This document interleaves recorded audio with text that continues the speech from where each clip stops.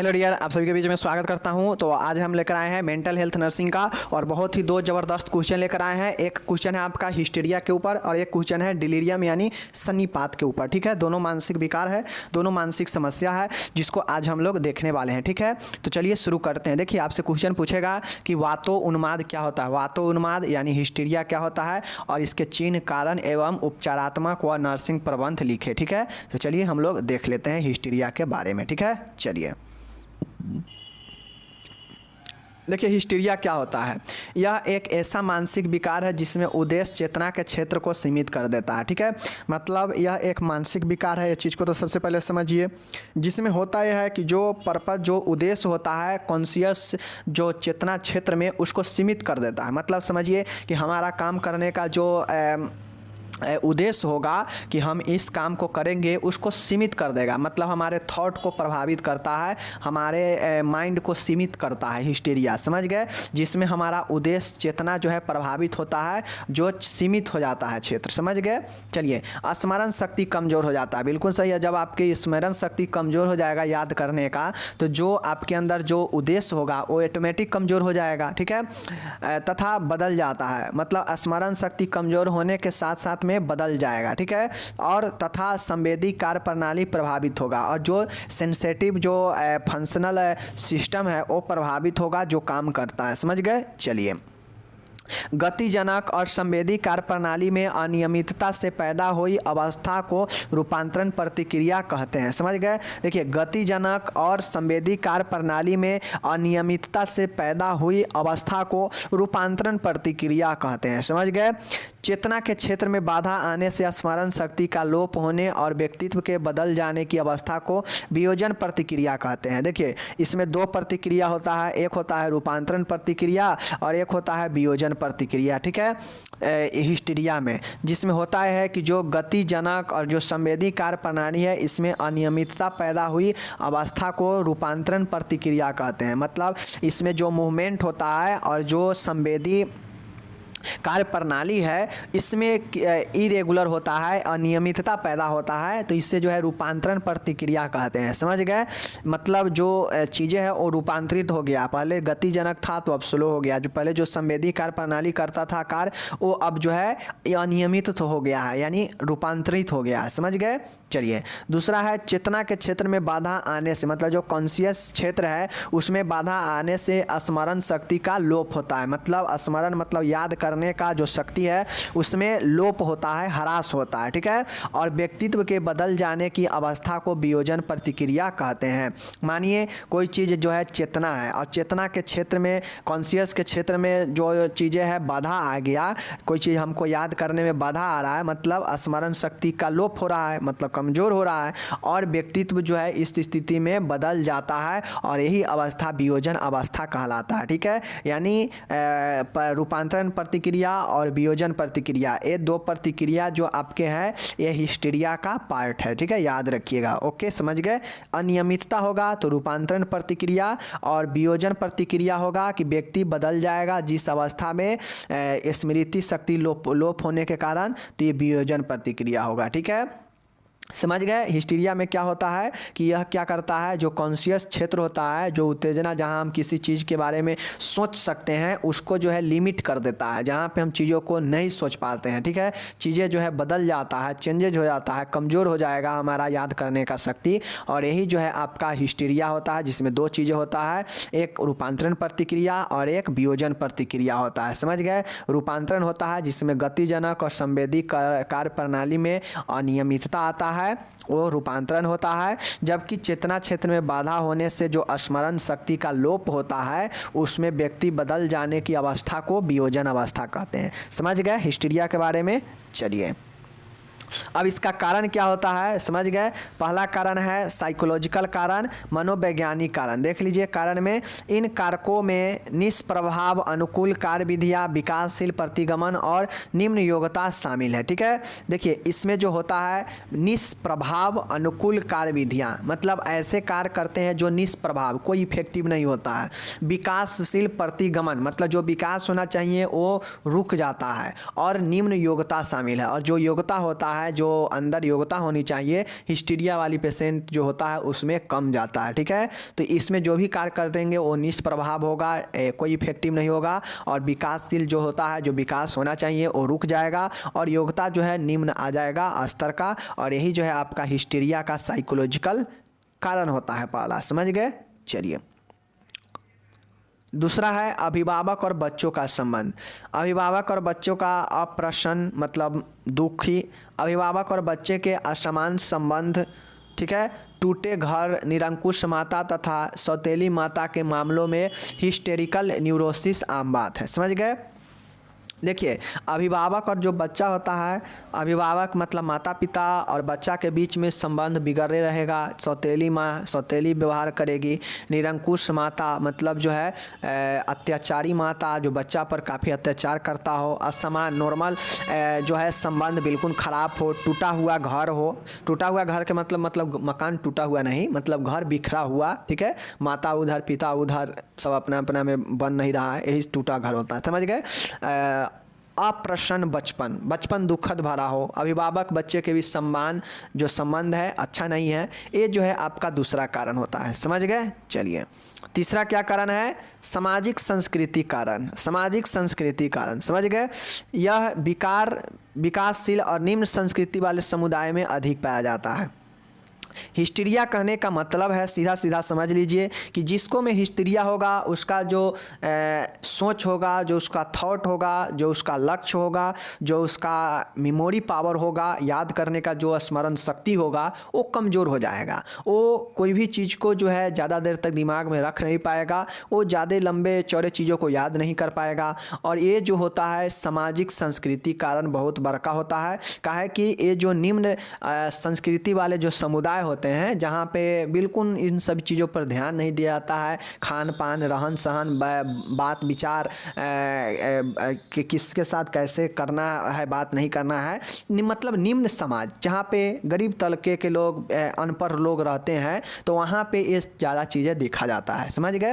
तो ये तीन कारण जो होता है, पहला क्या कारण था साइकोलॉजिकल कारण, दूसरा कारण था माता पे अभिभावकों और बच्चों के बीच जो है असमान संबंध, ठीक है, तीसरा है सामाजिक सांस्कृतिक कारक। ओके हिस्टेरिया समझ गए।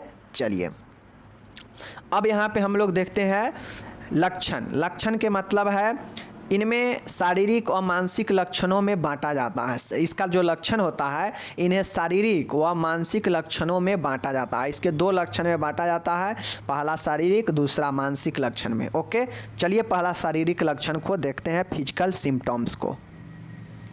देखिए यहाँ पे पहला है गतिजन लक्षण। हम लोग ऊपर गतिजन देखे हैं ना, गतिजन है, संवेदी लक्षण है और विशेष संवेदी लक्षण है। ये आपका शारीरिक है, जो शरीर आपको बताता है कि ये पेशेंट हिस्टीरिया वाला है, ठीक है। जैसे गतिजन लक्षण मतलब पक्षाघात, आपका शरीर में जब पैरालिसिस मारता है तो क्या होता है, शरीर काम नहीं करता, मतलब गति रुक जाता है, ठीक है। दूसरा है कंपन, कठोरता, असमान चाल, एफेक्सिया, सीजर, दौरे, ये सब व्यक्ति को जो है क्या करता है, शरीर को गति लाता है, शरीर में अचानक जो है गति होने लगता है और ये जो है उसके माइंड को प्रभावित करता है, मतलब स्मरण शक्ति को प्रभावित करता है, समझ गए। और ये जो है गतिजन लक्षण होता है जो उसके शारीरिक लक्षण है, ठीक है। दूसरा है संवेदी लक्षण मतलब सेंसरी सिम्टम, जैसे संज्ञा हरण, समझ गए, संज्ञा हरण, पैरेस्थीया, हाइपोस्थीया और हाइपरस्थीपिया, समझ गए, और पीड़ा, ये संवेदी लक्षण है, मतलब पेन कोई दर्द, समझ गए। हाइपोथीसिया, हाइपरथीसिया और पैरेस्थीसिया, ये सब जो है आपका संवेदी लक्षण होता है जो आपके सेंसरी भाग को प्रभावित करता है और जिससे हिस्टीरिया होता है, समझ गए। तो दूसरा है गतिजन लक्षण, संवेदी लक्षण, समझ गए। चलिए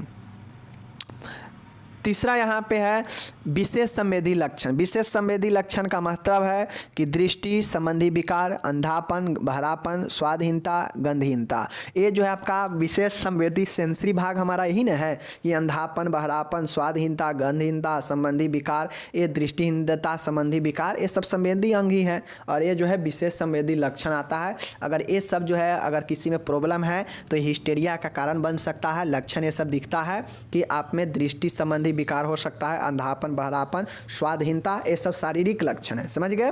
चलिए, तो संवेदी लक्षण, विशेष संवेदी लक्षण देख लिए, ठीक है, और गतिजन लक्षण दोनों देख चुके। चलिए, अंतरांगी लक्षण। अंतरांगी लक्षण क्या होता है? विसेरल सिम्टम्स, हिचली, उल्टी होना, निगलने में कठिनाई, बोलने में कठिनाई होना, स्वर हानि, मूत्र में रुकावट, कब्ज। समझ गए। ये सब अंतरांगी लक्षण होता है जो व्यक्ति में दिखाई देता है। किसके होने के शारीरिक लक्षण में दिखाई देता है कि उल्टी होगा, हिचकी आएगा, निगलने में कठिनाई होगा, बोलने में कठिनाई होगा, स्वर हानि होगा, मूत्र में रुकावट होगा, कब्ज बनेगा। ये सब अंतरांगी लक्षण होता है और ये सब शारीरिक लक्षण के अंतर्गत आता है और यह हिस्टीरिया का शारीरिक लक्षण होता है। समझ गए। क्या क्या लक्षण होता है? संवेदी, विशेष संवेदी लक्षण, उसके बाद गतिजन लक्षण और अंतरांगी लक्षण। चारों लक्षण याद रखिएगा शारीरिक लक्षण में। समझ गए। चलिए, दूसरा देखिएगा मानसिक लक्षण है। मानसिक लक्षण कहा जाए तो मेंटल सिम्टम्स है। हम लोग देखे हैं कि हिस्टीरिया का, बातों उन्माद का दो लक्षण होता है, एक मानसिक तौर पे लक्षण होता है, एक शारीरिक तौर पे। शारीरिक तौर के जो लक्षण था 4 था। कौन कौन? संवेदी, विशेष संवेदी लक्षण, ठीक है। उसके बाद आपका था गतिजन और उसके नेक्स्ट था आपका क्या चीज़? अंतरांगी लक्षण। समझ गए। 4 लक्षण शारीरिक में। अब मानसिक में देखते हैं। मानसिक में क्या होता है? नींद में चलना। नींद में चलना एक शारीरिक जो है लक्षण होता है, सॉरी मानसिक लक्षण होता है। अगर किसी को मानसिक प्रॉब्लम होता है तो वह नींद में ही बौआने लगता है, चलने लगता है, ठीक है।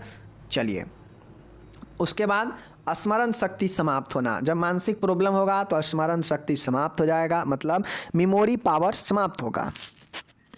हिस्टीरिया के दौरे सीजर आएगा। दोहरा अथवा असंख्य व्यक्तित्व, जो पर्सनालिटी होगा वो बहुत ज़्यादा दोहरापन आ जाएगा या असंख्य हो जाएगा, ठीक है। हिस्टेरिकल साइडो डेमनेसिया, समझ गए। आपका क्या होता है? हिस्टेरिकल उन्माद आता है। समझ गए। हिस्टेरिकल साइकोसिस होता है। समझ गए। हिस्टोरिकल साइकोसिस, ये सब आपका मानसिक लक्षण है। शारीरिक लक्षण में 4 टाइप्स था जिसको डिटेल में देखे हैं, बट यहाँ पे मानसिक लक्षण में सीधा मानसिक समस्या से संबंधित है। जैसे हिस्टोरिकल साइकोसिस, हिस्टेरिकल एस्टोडिमिनेसिया, दोहरा अथवा असंख्य व्यक्ति, हिस्टेरिया के दौरे, स्मरण शक्ति समाप्त होना, ये सब जो है मानसिक प्रॉब्लम है। नींद में चलना, याद रखिएगा, ये लक्षण होता है हिस्टेरिया वाले पेशेंट में। अगर किसी को मानसिक प्रॉब्लम होगा तो उसको जो है ये सब दिखाई देगा हिस्टेरिया में। अगर किसी को शारीरिक रूप से हिस्टेरिया दिखाई देगा और उसके कारण अगर उसका मेमोरी, कॉन्शियस, चेतना जो है उसमें जो है प्रॉब्लम आ रहा है तो वो हिस्टेरिया आपका शारीरिक वाला होता है। समझ गए। चलिए, अब इसका उपचारात्मक प्रबंध देखिए कि भाई इसका उपचारात्मक थेरेप्यूटिक मैनेजमेंट क्या होता है। समझ गए। देख लीजिए। पहला है अलग करना। उग्र लक्षणों के समय रोगी को रोग जनित पर्यावरण से दूर करना बहुत ज़रूरी है। रोगी को अस्पताल में दाखिल करवाना चाहिए और उससे मिलने के किसी को आज्ञा नहीं देनी चाहिए। देखिए, हिस्टेरिया एक मानसिक रोग है। अब मानसिक रोग है तो भाई मानसिक कोई भी रोग होता हो उसमें व्यक्ति क्या होता है, या तो बिल्कुल मंद हो जाएगा या उग्र हो जाएगा, ठीक है ना। तो इस या एक होगा जो बीच वाला होगा, कभी हंसेगा, कभी बोलेगा, कभी रोएगा, कभी कुछ करेगा, तो वो होता है बीच वाला। तो ये जो ये रोग है, इस रोग में अगर व्यक्ति जो है ज़्यादा अगर जिस पर्यावरण में रह रहा है और वहाँ पे उसको रोग वो हिस्टेरिया पकड़ा हुआ है तो उस पर्यावरण से दूर करके उससे जो है अस्पताल में दाखिल करवाएंगे और उससे जो है दूसरे से मिलने का आज्ञा नहीं देंगे, ठीक है। ये पहला उपचार करेंगे। समझ गए। चूँकि हम लोग जानते हैं मानसिक बीमारी को दवाई के साथ साथ पर्यावरण और बातों से जो है ठीक किया जाता है, काउंसलिंग से। समझ रहे हैं। चलिए, नेक्स्ट है दूसरा देखिएगा यहाँ पे प्लेसबो थेरेपी। प्लेसबो थेरेपी क्या होता है? प्लेसबो थेरेपी देखिए, डिस्टल वाटर का इंट्राकोलुरल इंजेक्शन कई बार लक्षणों को दूर करने में सहायता करता है। देखिए, डिस्टल जो आपका डिस्टिल्ड वाटर जो होता है ये इंट्रामस्कुलर इंजेक्शन यानी IM में कई बार लक्षणों को दूर करने में सहायता होता है। समझ गए। डिस्टिल वाटर का इंट्रामस्कुलर इंजेक्शन कई बार लक्षणों को दूर करने में कार्य करता है। समझ गए।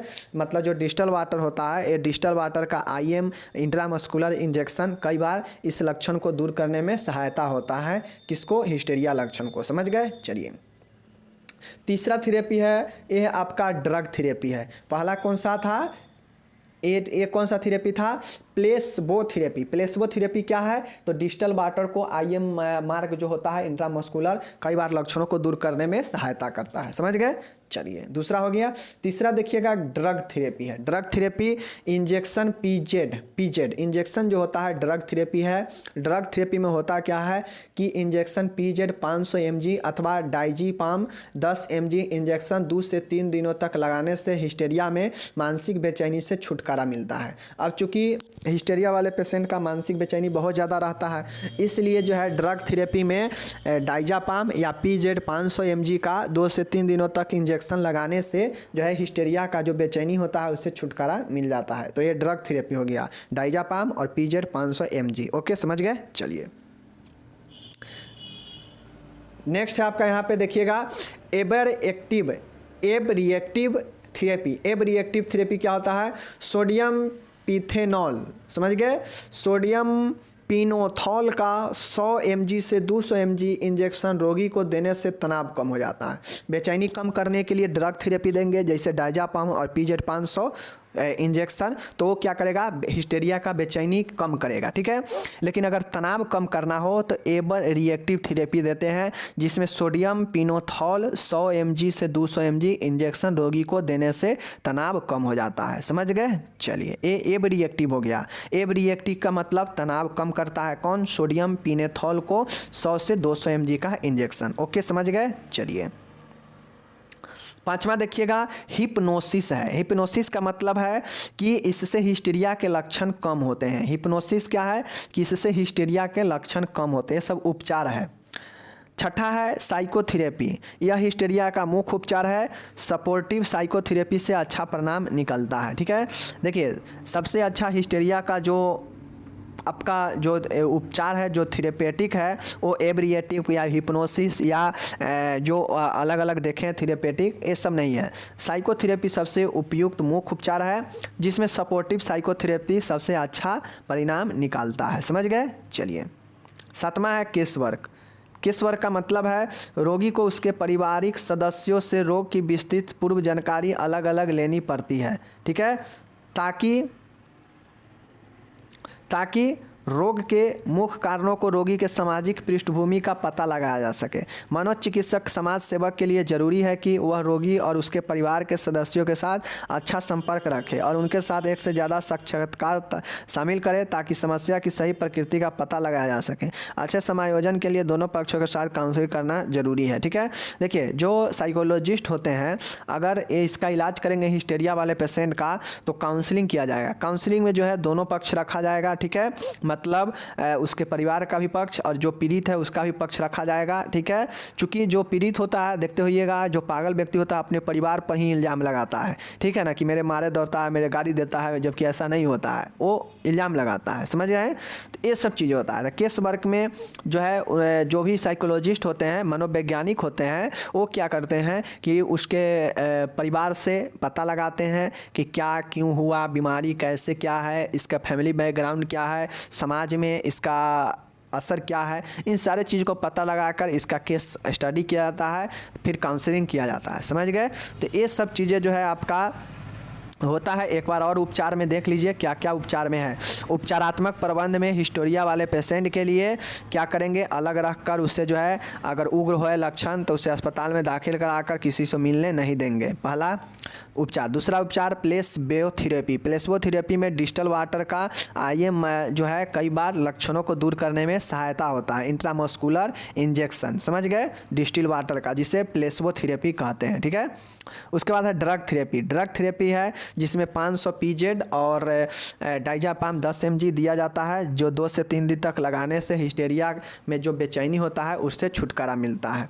एब रिएक्टिव है जिसमें सोडियम पिनोथॉल को 100 mg से 200 mg इंजेक्शन रोगी को देने से तनाव कम होता है। ठीक है, ये एब रिएक्टिव होता है।